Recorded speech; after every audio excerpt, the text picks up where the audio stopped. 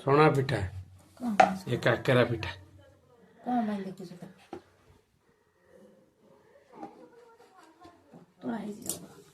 पतला है देखिया